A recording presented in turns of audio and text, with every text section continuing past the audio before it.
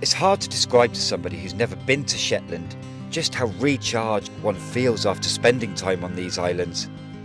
Good or bad weather, for those who love the great outdoors and just want to get away from it all, every season offers something spectacular and unique.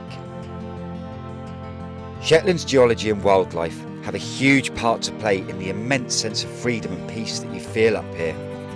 It really helps me to forget the clutter of modern day life and remind me that life doesn't have to be 100 miles an hour.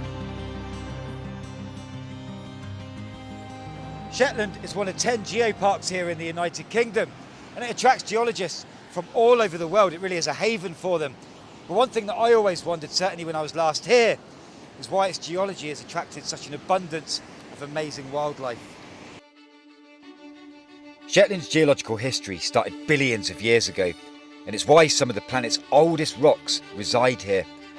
Over time, the movement of the Earth's crust has squeezed together parts from all over the world to give us what we see today, and it's why you can walk alongside the best example of a shear fault line here in Britain, or walk on top of an ancient volcano, or even sit on the bottom of a 480 million year old lake bed. Small towns and villages scatter Shetland's coastline, meaning there's plenty of room for wildlife to thrive uninterrupted. Brutal winter winds, the ocean, ice, and of course time have sculpted Shetland into a natural breeding ground for plants and animals found nowhere else in the UK, and some even the world.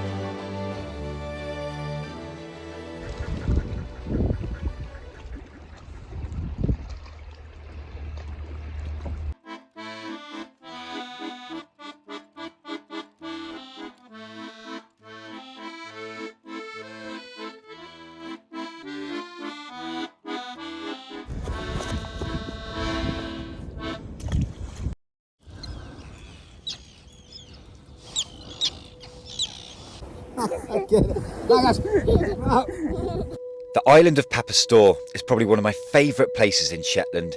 It has it all.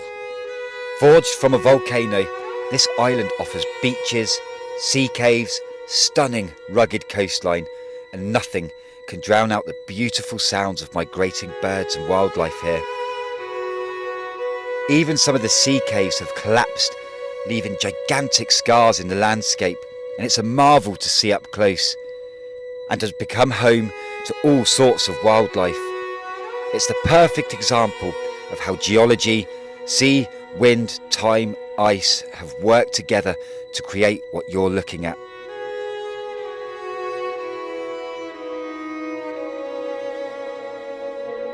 Now there's a local story behind this boulder, and it goes that there was a giant that once lived on Muckle Road and another giant that lived on the island of Fuller.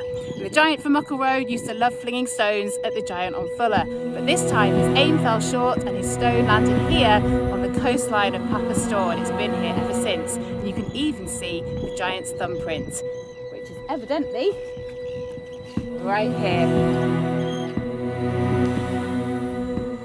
I've always fallen short when trying to describe how being in a place like this is good for the soul. The wildlife, the scenery, and certainly the peace and quiet all help. But I think what I love the most is how uninterrupted it is by humans, and the way it's been maintained exactly how it should be, by nature. The first time I was here, it left a mark on me, and I knew that I'd return one day. And now, coming back and adventuring with my family and visiting my old mate Derek has made my return to this majestic place even sweeter.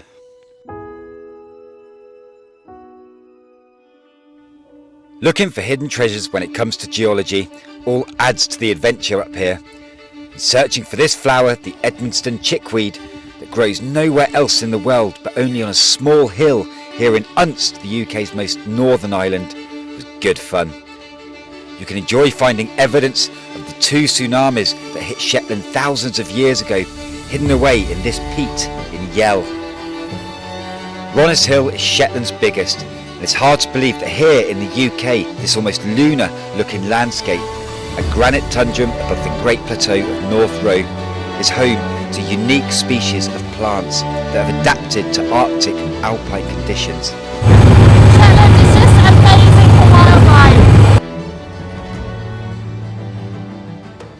If you come to Shetland during spring or summer, then there's no doubt that you'll see the amazing Arctic tern, or turrets as they call them here. They are my favourite bird species. Come anywhere near their nests and be sure to be dive bombed from all angles. These small, agile birds are the longest migrating on Earth. They chase 2 summers and come all the way from Antarctica. And in a lifetime, an Arctic tern travels around 1.4 million miles. By walking or by boat, you can come to Nos, just off Shetland's capital, Lerwick, where 25,000 gannets will always be happy to get a feed and put on what, in my opinion, is a perfect 10 when it comes to diving. And whales are pretty much an everyday thing up here in Shetland, especially orcas.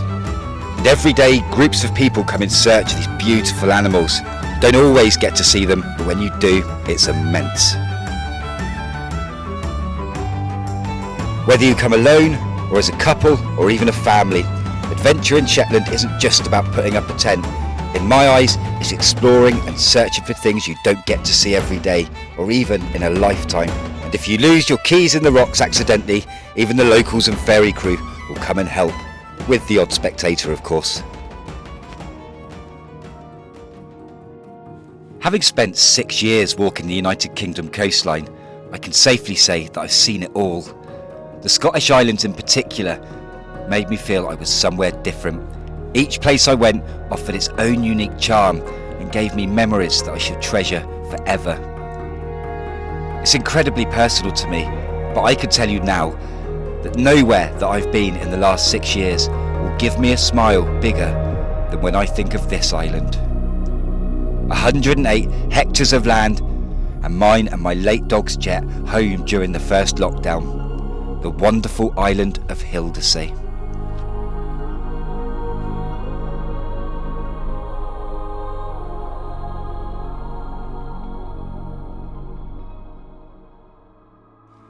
We come to Hildasay to film wildlife for this documentary, but if truth be told, as soon as I stepped foot on it again, I was overwhelmed with emotion, especially now that my dog Jet is no longer with us. Instead, I decided to take Kate and Magnus to dig up something that I buried 5 years ago, and I was excited as a child at Christmas. Look, it's here, look. It was a letter that I'd written to myself and my daughter Caitlin, and a present that I'd received on my 40th birthday whilst on Hildasay. Obviously back then, I had no idea that I wouldn't be returning with Jet, but instead with a young boy and a fiancée. And it really is true what they say. There are some things in this life that money just cannot buy. It's one of the reasons why Shetland is and will always be one of my favourite places on this planet.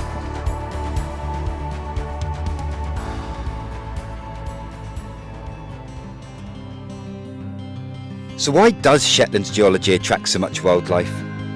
Well, Shetland forms just 0.6% of the land surface in the United Kingdom, but this archipelago of 100 islands has a richer, more diverse and dramatic geology than anywhere else in Britain, and life here is connected to it. The birds, wildflowers, human settlements are all bound by the rocks and soil beneath our feet. Different rock types and rock formations, along with millions of years of sculpting, give home to an array of some of Mother Nature's finest creations. And it's a joy to see and watch and explore. Vast expansions of peaty moorland, wild flowered marshes and beautifully clean ocean water rich with nutrients, and of course such a diverse coastline, make Shetland a breeding ground. And they have enough space to roam free, undisturbed, and come and go as they please. It really is nature at its best.